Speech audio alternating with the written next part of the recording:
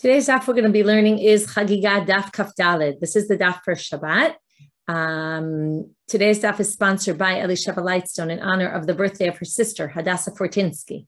Hadassah inspired me to learn the daf and inspires everyone with her acts of chesed. May you enjoy many happy, healthy birthdays in the future. Ad Mea V'Yesrim. So reminding everyone about the Siyum, if you haven't yet registered, please register. It'll be a big event on Tuesday, whatever time by you, 8:30 Israel time. Looking forward to seeing you all there. Okay, what we saw in the previous daf was that the kli combines things that are in the same kli. That means if I have some sanctified items that are in the vessel, one of them is tameh, even if they're not touching the other ones, everything becomes impure. So now we said, what's the source for this? Rabbi Chanin said it comes from the Torah, from the Nisiim, when they brought their gifts. Said kaf achat asara zahav, and they learned from achat. We learned that yesterday. Comes from the Torah. Then we questioned it, and Rav Kahana said, but wait, there's a braita that talks about this, where Rabbi Akiva says he adds to this list of the chatat, that someone else had said, he adds solet, the fine flour of the mincha offerings, the ketoret, the incense, the levona, the frankincense, which was offered also with the mincha, and it was also offered with the lechem apanim, the showbread, and the gechalim, the coals they took from the altar to use for the burning the incense. That all those things, im naga psul yom b'miksato pasalet kulo. If he touched some of them in the right, someone who was impure, again they went to the mikvah, waited for the sun to. They were in between the time they went to the mikvah till the sun set. Then they touched part of them. Everything in that vessel is impure, and we proved yesterday that this is rabbinic. What Rabbi Akiva is saying. So what's going on here? How could Rabbi Chanin come and say it's from Torah law if Rabbi Akiva says it's rabbinic? So we're now going to answer Amar Rish Lakish from the very bottom of Kaf Gimel Amud Bet, Mishum Bar Kapara, in the name of Bar Kapara, Lo Nitzracha Ela L'Shayirei Mincha. It's talking about the shirayim of the mincha. Why is this important? These are the leftovers, okay? The Kohen would take a kmitza, he would take a handful, and then leave over part of it, right? The part he took would be burnt on the altar, and the rest are called shirayim. They're less significant. We'll see in a minute. Deoraita, on a Torah level, tzarich likli akli mitzarfo. If it's supposed to go in a kli, many things are supposed to go in a kli kodesh. Okay, like for example, the solet, the offering, the kmitza goes in a kli, in a kli kodesh. That is going to disqualify other things that are in there on a Torah level. But she'ain tzarich likli, but these shirayim don't need to be in a sanctified vessel, and therefore ein akli mitzarfo. On a Torah level, they're not combined. One, meaning one that's impure doesn't make all the rest impure. Rabbanan, and what was Rabbi Akiva saying now? The rabbis came v'gazlu, and they said, you know what? We're going to forbid that as well.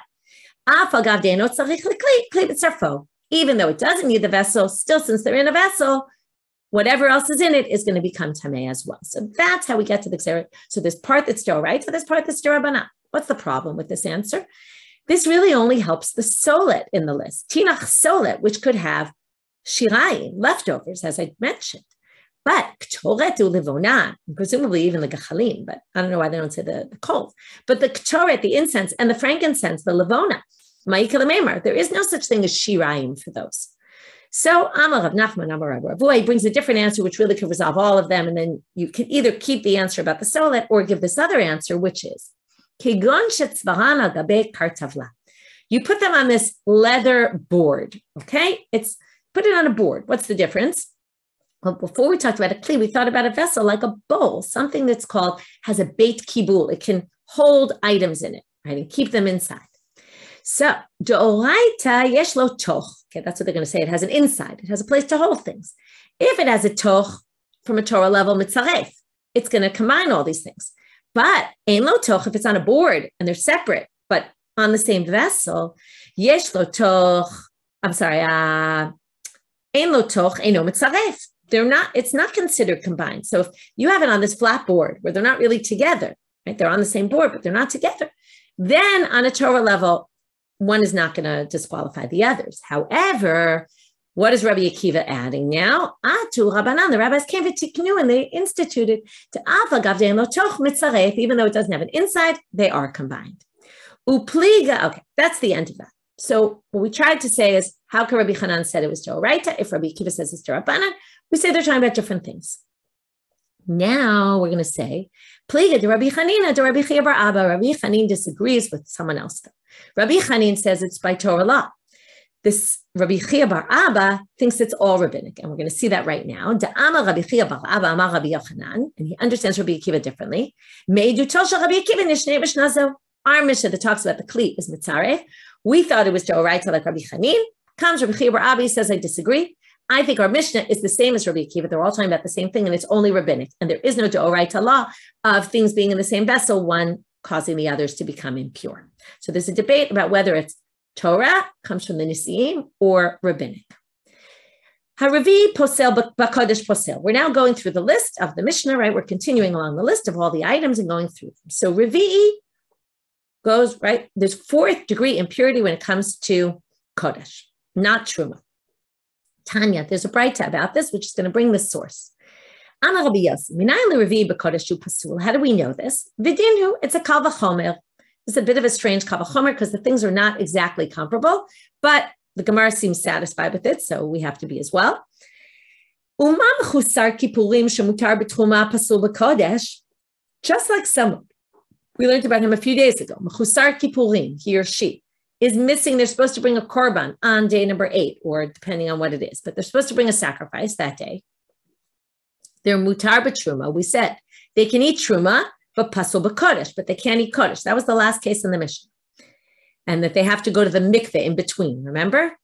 But they can eat truma. They don't have to go to the mikveh to eat truma. So now they say, since they're allowed to eat truma, and yet they can't eat kodesh, shlishi shepasul b'truma. Okay, we're now going to say shlishi is more stringent. Now we're comparing a person who's a mechusar kippurim to an item, a food that's a third degree impurity. That food that has level of third degree impurity, which is pasul truma, it's disqualified for truma, as opposed to the mechusar kippurim who can eat truma, is obviously then eino din she'aseh revi'i lekodesh. Wouldn't it then pass on impurity one more level to a revi'i b'kodesh? So that's how they learn it. Like I said, it's a bit of a difficult kal v'chomer to grasp in an abstract manner. But let's accept it that they do compare the Mechusar Kippurim to the Shlishi L'Tuma, and since Mechusar Kippurim can't eat Kodesh, also the Shlishi can pass on, right, impurity to Kodesh.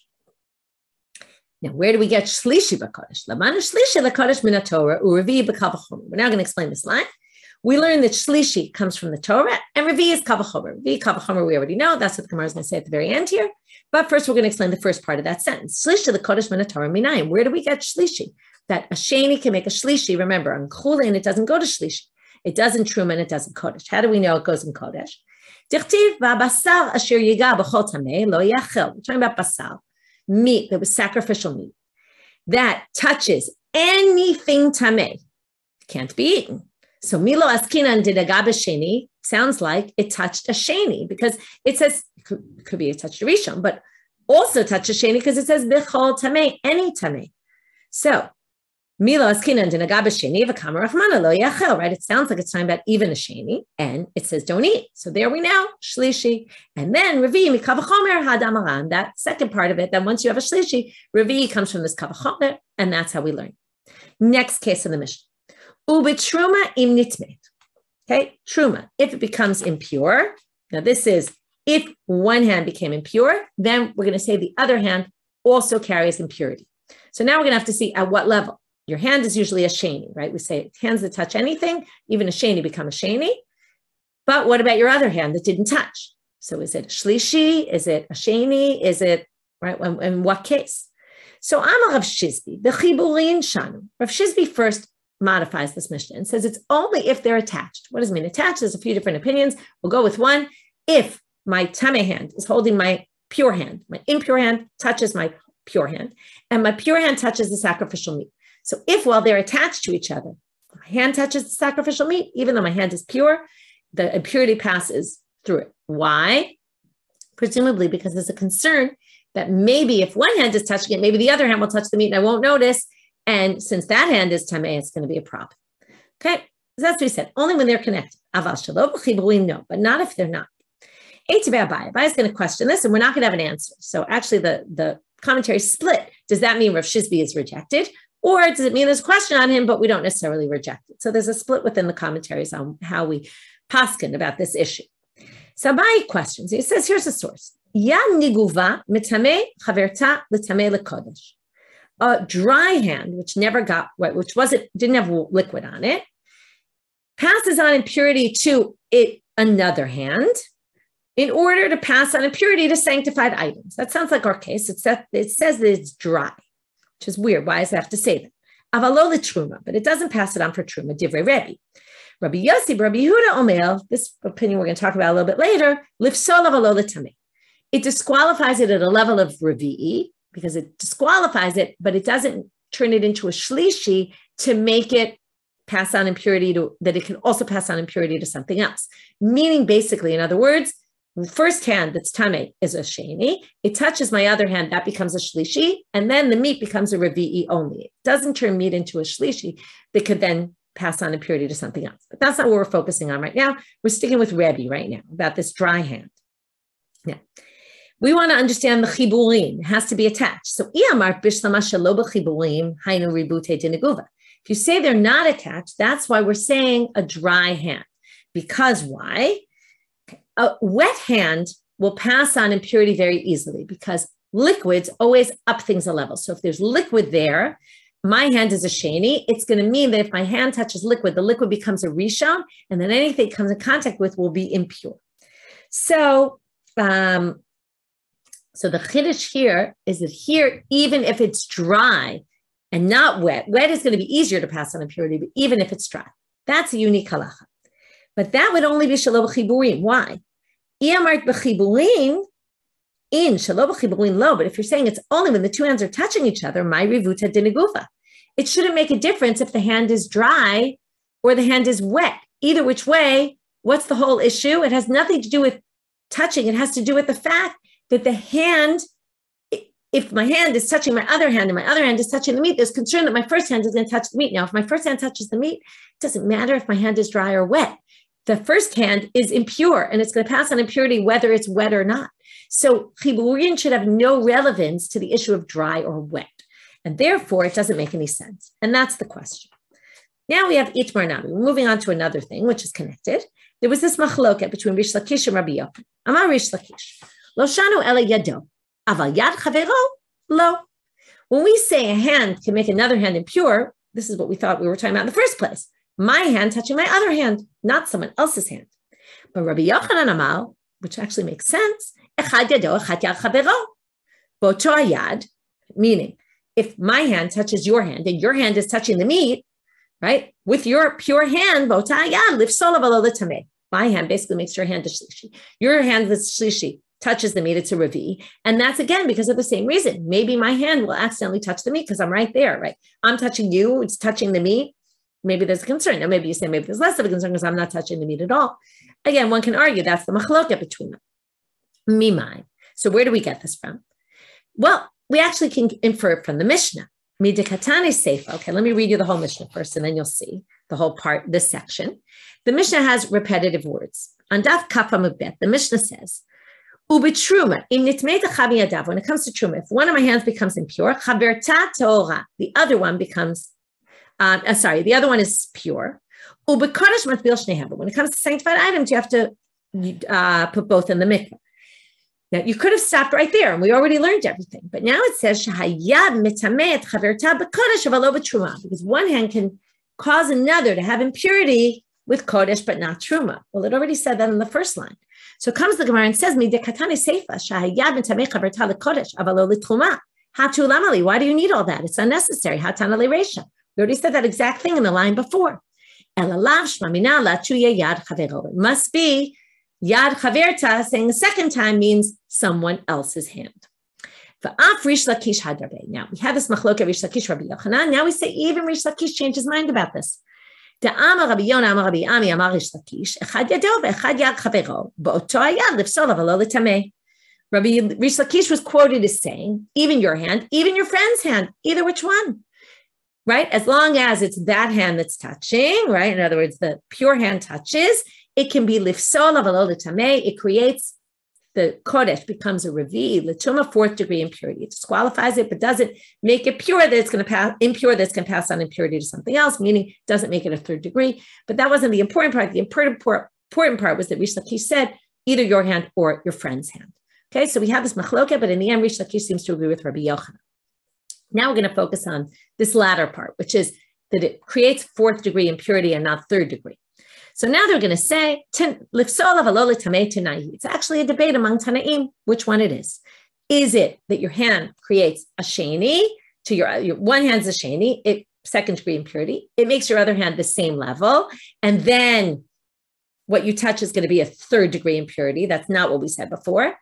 Or does one hand make the other hand the next level, right? Sheni to a shlishi, and then the meat is a revi'i. That's what we saw. So ditnan, it says in the Mishnah, kol posel betruma mitamei yadayim. Anything that disqualifies truma, meaning 2nd degree truma, which would be passed on to 3rd degree, makes your hands tamei. Okay, that means if my hands touch something that's a sheni, a food that's sheni l'tuma, my hands become also a sheni. Lihiyot shniot, right? It makes my hands shniot, 2nd degree. The yad b'tamei chavertan, then one hand makes the other hand, and then basically it sounds like they're all at the same level. Once one hand touches the sheni, that hand becomes sheni, and then my other hand becomes a sheni automatically. Again, for kodesh, divrei Rabbi Yoshua. V'chachamim omrim yadayim shniotin ve'en sheni osa sheni b'chulin. A sheni, or maybe not b'chulin. There's a debate whether that word appears, but let's just read it without. Hands become shnio by touching a sheni, but they can't make anything else into a sheni. So, my love, does this not mean sheni hu delo avid hashlishi avid? They can't pass on impurity to a sheni, make something a 2nd degree, but it can make something else a 3rd degree, meaning one hand can make the other hand a 3rd degree impurity. That hand, in turn, creates 4th degree impurity on the meat. So Dilma lo sheni avid velo. So now, my love sheni hu delo avid, but shlishi, so it could make a shlishi, and then that would match Rabbi Yochanan and Rish Lakish, and they would hold like the rabbis. And Rabbi Yeshua, we'd say, disagrees and thinks that it actually could be 3rd degree. But they say no. We don't necessarily need to understand Chachamim there. Maybe Chachamim are saying Dilma lo sheni avid velo shlishi. Maybe it means they can't even pass on impurity to have something become a shlishi. Okay, maybe it doesn't pass on impurity at all. Meaning, right? One second. Right? Maybe he doesn't hold by this chumrah that one hand makes the other hand impure. Okay, that's what we're saying. Obviously, a hand could pass on impurity. That's why a hand can't, when your hands are dirty, you can't touch truma. It's going to make a mess, right? Make it impure. But what they're saying here is one hand can't make the other hand impure. And maybe they just don't hold by this chumrah that the Mishnah says. But the Gemara, so we don't really know in the end, but we can't say that it's clearly a Tanaitic debate and Chachamim hold this way. Well, now we're a little bit stuck though, because if so, all we really have is Rabbi Yeshua, who seems to say the other hand becomes a 2nd degree, which means it makes the meat a 3rd degree, and then we don't have anyone who matches Rabbi Yochanan and Rish Lakish. So the Gemara offers an alternative Tanaitic source, which we already saw today. Ela ki hai tonight. It must be this Tanaitic debate. Titania. Yad niguva metameh et chaverta v'tameh b'kodesh. A dry hand can make the other hand tameh to pass on impurity to a kodesh. Avalo l'truma, but not for truma divrei Rebbe. And here comes the important one. Rabbi Yossi, Rabbi Yehuda Omer, ota yad lifsol avalo l'tameh. That other hand can disqualify, but not make it impure, that it will pass on impurity. And that's exactly what we were looking for. And there you have the Tanaitic opinion that Rabbi Yochanan and Rish Lakish hold by. So we see it's a machloket. Ochlim ochalim niguvim b'yadayim esavo. We're going now to this next case in the Mishnah. You can eat dry food that never got wet, never came in contact with a liquid, never became susceptible to impurity, with dirty hands, meaning with impure hands that are shenies, if it's truma, because it has to become susceptible to impurity before it can become impure, but not for kodesh. For kodesh, it's a problem even if they're dry. So now we're going to have a question on this in a Braita. The Braita is going to ask a question. Tanya says in a Braita, Amar Rabbi Chanina ben Antuginus, v'chiyesh niguva lekodesh. Why is there even an issue of dry? Dry implies that this is a chumrah, but like really, it wouldn't really be the case. It's just some extra stringency. But by law, even if it's dry, it's susceptible to impurity. Why? Even though generally we say something needs to have come in contact with one of the 7 liquids in order to become impure, that's for truma and other things. Why is that? Because the things aren't significant unless they came in contact with the liquid. It's kind of like part of the process of something being real, something being necessary. Like vegetables, you don't eat until you wash them. So therefore, until you wash them, they're not edible. So then they don't become impure. But even though some people might eat them, they probably shouldn't. But anyway, so now they say, there's exceptions to that rule. For example, sanctified items, they're so beloved by people because they're very special and they're for God, therefore, or partially for God, therefore, they already have significance. They don't need water to come upon them. So just by their nature, being Kodesh, they're already significant. So why are you telling me this is some stringency that you can eat, that you can't eat dry food that never came in contact with a liquid, that's sanctified Kodesh, with hands that are tamei? That's a basic law. That's not an extra stringency. That's just because chibad Kodesh makasher tam. So lo tzrichin, what the Mishnah is talking about is some unique case. Okay, this is again a new kimta. We're saying the Mishnah is talking about a particularly unique case. Either your friend put it in your mouth, your hands weren't dirty, your friend stuck it in your mouth, so you didn't touch it. I'm sorry, your hands were tamei. Okay, I'm using the word dirty because masa'abot is kind of like dirty, but what it means is my hands are impure, but your hands aren't. You put it in my mouth, so you touched it, not me. So theoretically, there shouldn't be a problem. I took the piece of the spindle, that stick that has the weight on it. That's the kush is the stick and the karkar is the weight. And I stuck it. Now it's wood and it's flat. It doesn't have a receptacle. Wood without a receptacle isn't susceptible to impurity. I stuck it in my mouth. So I didn't touch it. I just, forked it with this. I put it in my mouth. And right, you see how they used all sorts of things for forks, right? Spindle piece for a fork. Okay. Now, at the same time I'm eating this sanctified meat, I want to eat it with some onions, okay, or radishes. So what do? But the radishes aren't sanctified. I want to put them in my mouth. Now, those days they didn't really use forks much. So I want to put it in my mouth with my hands. Now, are we worried that when I put that in my mouth with my hands, I might touch the Kodesh meat? That's what it's saying. If my hands are dirty, not that my hands are impure, not that I'm going to touch the meat, but there's a concern. I'm not touching the meat directly. That for sure would be a problem, even if it never got wet before. But now we're worried that if I put my hands in my mouth to put something else, maybe I'll end up touching the meat and make it impure. And that's the Kodesh Gazlu, Buhu Rabbananu, the Truma Lo Gazlu. So there we made an extra stringency for sanctified meat rather than not for Truma. Last case in the Mishnah, my timer. Why do they need to go to the mikvah before they eat sanctified items, but not truma? It's because this is what we said when we learned the Mishnah. Because I'm not going to go over all the cases of onen and mechusar kippurim. We did that already when we learned the Mishnah on Kaf Aleph. But since before they weren't able to eat sanctified meat, therefore now we have to go in the mikvah and purify them before they eat it. The Rambam gives an interesting explanation. He says because since they couldn't eat meat, it was forbidden for them. In that time, they already had what we call a sechadad, a lapse of attention. They were no longer thinking about it, and therefore maybe became impure to sanctified items because they weren't keeping careful watch. It's a little bit of a question with the Mechusar Kippurim because they're about to bring a sacrifice and they're going to eat part of it. So you would think they would be more careful. But anyway, that's what the Rambam says. New Mishnah, and with that we'll finish for today. Chomer b'truma. Truma has certain stringencies that sanctified meat doesn't. What is that? Okay, in Yehuda there were a lot of Amei Haaretz. So all these Amei Haaretz aren't careful about Tum and Tara in general, but they are in certain ways. When it comes to sacrificial items, they're going to be very careful about it.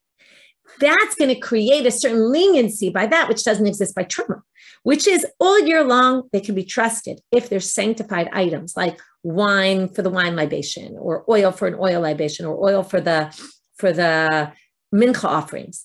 If they have that kind of thing, they're going to be very careful not to touch it when they're impure. But Truma, they're not, only certain times of the year. Bish'ata gitot v'abadim, when everyone's dealing with the wine press and the olive press in that season, afala Truma, then they're trustworthy because then they're very careful because they know they want to sell their wares. And if they don't deal with it with sanctity, no one's going to buy it. So they purify themselves, they purify their vessels, all that. Then they're trusted. Avua gitot v'abadim, if that time passes and then they go to sell you Truma, it's already past the time, but they sell you wine that they prepared in the time of the gitot or in the badim. Hevila, right? The bad is the oil and the gat is for the wine. If you're a Kohen and they bring you a barrel of truma, you can't accept it because now that they're not pure anymore and they're not trustworthy when it comes to truma, that's a stringency by truma. If it was kodesh they were giving you, you could take it. But here it's truma, you can't take it because they're not trustworthy. So what does the Amei Haaretz do? He leaves it for the next season. Now you say, what does that help? Maybe he touched it in the interim. Well, no. What he does is he puts it aside and he leaves it with all that stuff. And then when he's pure during the time of the gat and the bad, then he can bring it to you while he's pure and you can buy it from him. You can get the truma from him then, but not during the year. But if he gives you the truma and he says, listen, in this is a certain amount, a small amount even, of, in the same barrel, of sanctified, something that I sanctified for the temple, then you can accept it from him. Because since it's all mixed up and it had kodesh in it, you know that they're careful about it. Kadei yayin b'kadei shem, and we'll just go into tomorrow's daf for a little bit. If you have barrels of jugs of wine and jugs of oil, hamidumaot, that are mixed up, okay, they have a mix of, the Gemara is going to explain this, they have a little bit of items that you're planning to, that the Am Haaretz was planning to sanctify. They have items that needed to take truma to masra from them, they're tevel, or maybe had truma in them. Okay, they're mixed up with all these things. Even though it has kodesh mixed in, since it's not actual kodesh, but it's kodesh that he was planning to sanctify. So he keeps it with a certain level of sanctity, meaning he does treat it carefully, but only if it's the season where he's already pure. Now, when is he pure? Well, not only in the time of the Gitot and the Badim. Now we learn for this issue, since there's kodesh mixed in, it's better, but it's not fully better. Okay, when it came to truma, it's only in the time of the gat and the bat, when they were doing the wine and the olive press. When it comes to this, because it has something he was planning to sanctify, then you're trustworthy not only in the time, but also 70 days before. Because 70 days before, they already started preparing and toveling their vessels and toveling themselves and getting things pure. So since they had already started and we're in the mode, therefore, you can already accept it. But only if it's got this kodesh mixed in, not if it doesn't. Otherwise, you're going to only have the time of the ban and the time of the gat. But again, it's not like pure kodesh. If it was actually kodesh already, then you can trust him all year long. So it's something in between. Okay, we'll stop here. Have a Shabbat Shalom and a Chodesh Tov to everyone.